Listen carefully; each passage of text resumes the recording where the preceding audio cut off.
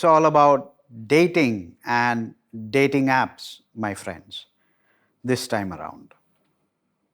If you have ever felt that using dating apps kind of transforms you into a completely different person, either desperately anxious or some way weirdly cold and detached, then there's psychology behind it. Your attachment style is important to understand. Your attachment style formed in early childhood years is getting kind of triggered by technology in ways that would actually blow Freud's mind. And it's also making modern dating into a kind of psychological warfare. Welcome back to Huddle Psychology, where we get uncomfortably real about the stuff going on in your head. I'm Rahul Nair, and here we decode the psychology behind why we do the weird things we actually do.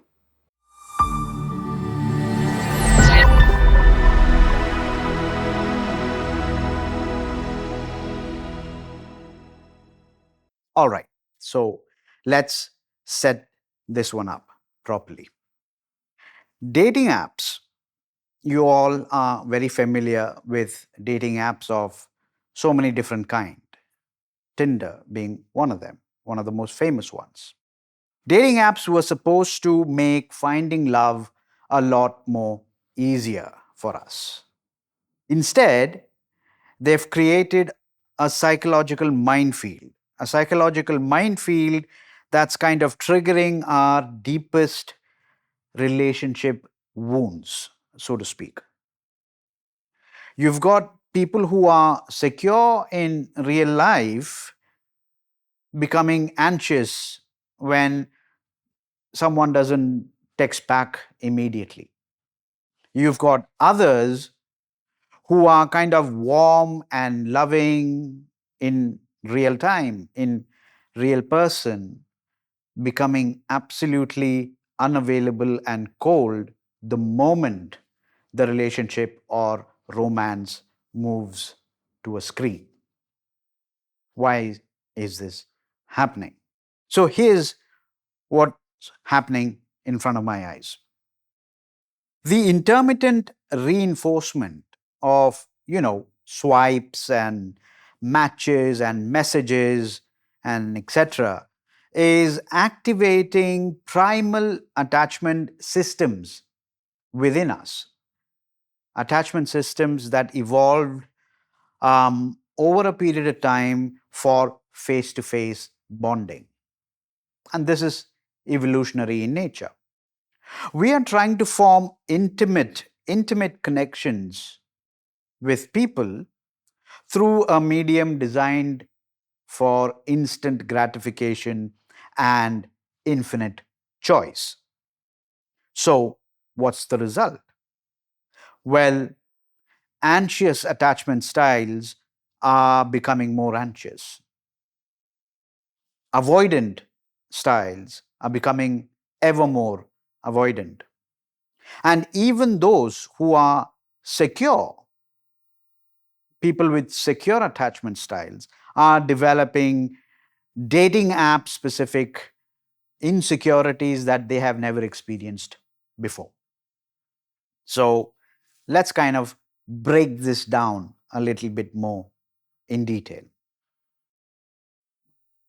Your attachment style is essentially your internal blueprint of how relationships actually kind of work in real life. And they are formed during your earliest stages of caregiving, your caregiving experiences, maybe with your parents or your grandparents, whoever it was. Now, let's talk about each of the different styles one by one, very, very quickly.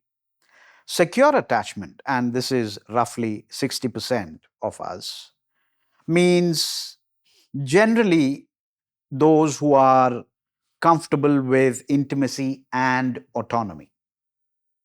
So you can be close without losing yourself, and at the same time, you can be independent without cutting people off. So that's what we call secure attachment styles, and this is experienced by about 60% of us. Let's move on to the next one, the anxious attachment style, and this is perhaps 20% of us. And here, people who are carrying anxious attachment styles, they crave closeness. They crave closeness, but they fear abandonment. They fear abandonment. You tend to be highly attuned to relationship threats, and you need constant reassurance. You need a lot of reassurance all the time. That's 20% of us experiencing anxious attachment styles. Then comes the avoidant attachment style, which is basically 15% of us approximately. And here, people value independence so much so that they feel uncomfortable with too much closeness. So you tend to kind of suppress emotional needs, and you tend to pull away when things start getting intimate. That's 15% of us with avoidant attachment styles. And then you have the remaining 5%. The remaining 5% of us who experience anxious and avoidant. It's a mix of it, often arising out of inconsistent caregiving. Inconsistent caregiving. It's wanting closeness but fearing it at the same time. And this is generally called disorganized attachment. So, here's how dating apps actually mess with each of these styles. For anxious attachment, dating apps are basically anxiety machines. The constant uncertainty, did they see my message? Why haven't they replied? Are they actually talking to someone else? These are all kinds of things that are going on in your head, and they kind of trigger abandonment fears. They take your abandonment fears on steroids. And you start reading rejection into kind of normal app behavior. When someone's kind of maybe not responding immediately, maybe they are busy, or maybe they're taking time to make a plan to come back to you, you read rejection instead of acknowledging normal app behavior.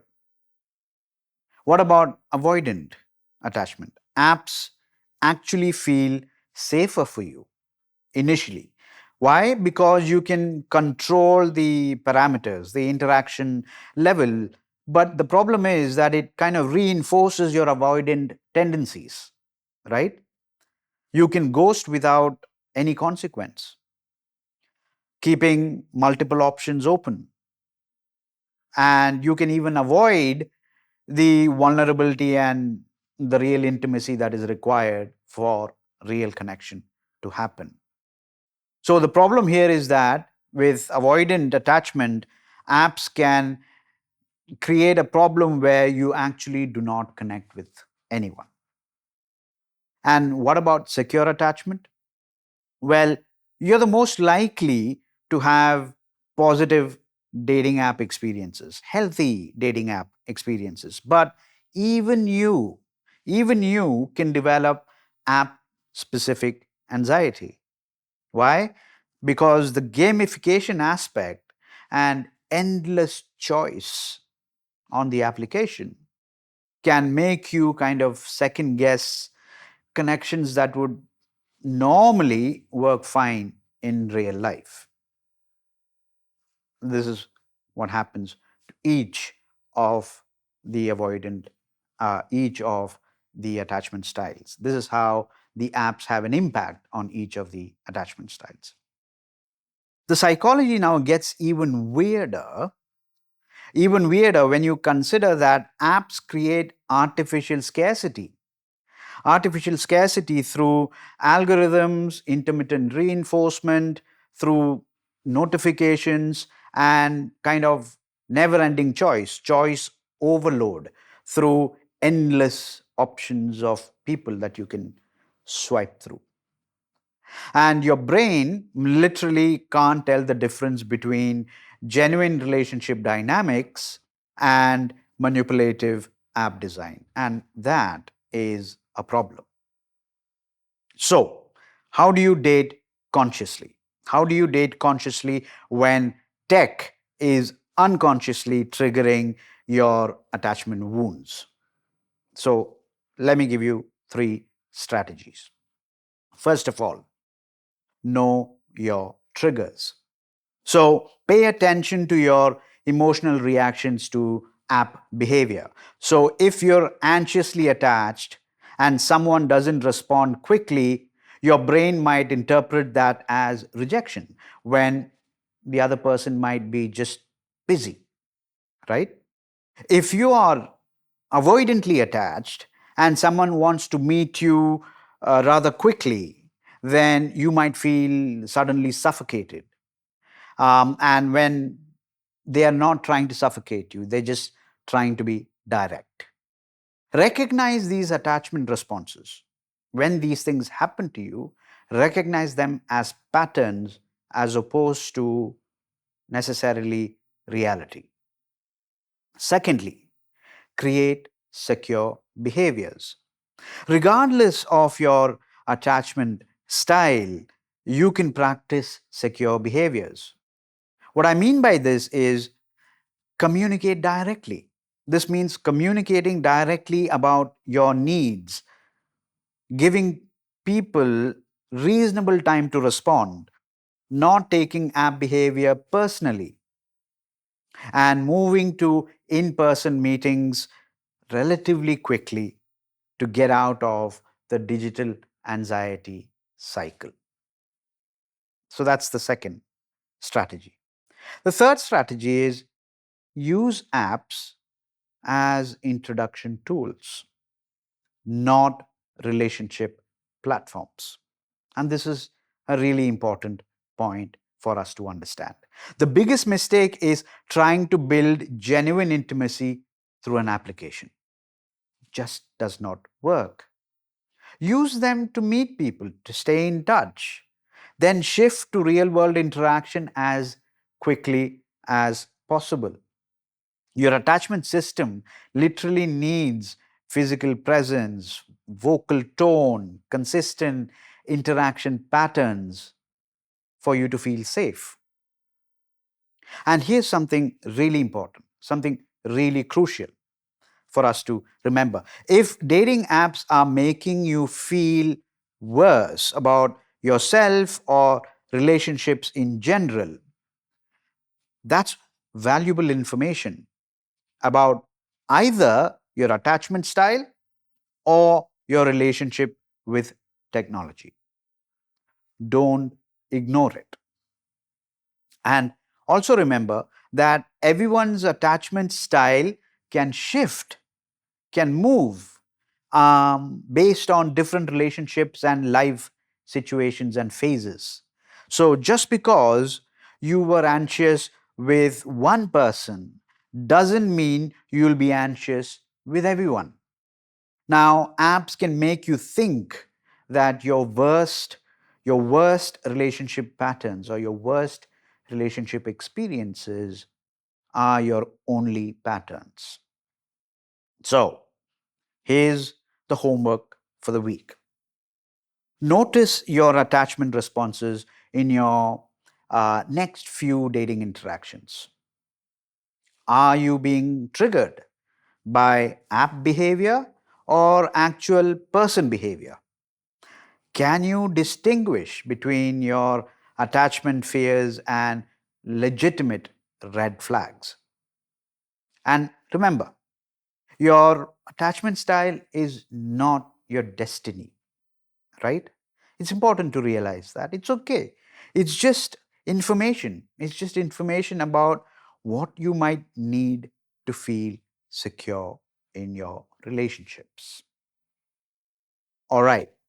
So that was this week's content, all about anxiety, anxious, and avoidant and secure attachment patterns, disorganized attachment patterns, and how it affects dating and how it filters through dating applications and how dating applications have an impact on your attachment style and how it all kind of pans out and works out. Next week, next week, we are going to be talking about friendship recession. Yes, friendship recession. Why Gen Z is lonelier than ever. Lonelier than ever, despite being more connected than any generation in history. Spoiler alert, your parasocial relationships with influencers are not replacing actual friendship skills. And it's becoming a bit of a problem. We'll talk about that. Anyway, coming back to today's session, drop a comment. What's your attachment style? And how do dating apps affect you differently than in person dating? Let's get real about this. Let's get real about how tech is changing the way we connect. And as always, if you want to go deeper into the subject matter that we just covered today, check out huddlepsychology.substack.com for the full research breakdown. And in case you want to talk it through one on one, just simply hit me up at rahul@huddlepsychology.com. And I want to leave you with one additional new information. I've published my first book, and it's called Already Home, Advaita Vedanta for Everyday Living. And it's available in Kindle version across all Amazon marketplaces. So please visit the marketplaces on Amazon. Check out the title. It's called Already Home. It's written down here. Already Home, Advaita Vedanta for Everyday Living. Paperback edition is available in UK as well as in United States, but in all other marketplaces, the ebook, the Kindle version is ready to be purchased. So please support my debut effort. I'll be most grateful if you do. Anyway, so until next time, keep huddling, keep growing. Ciao for now.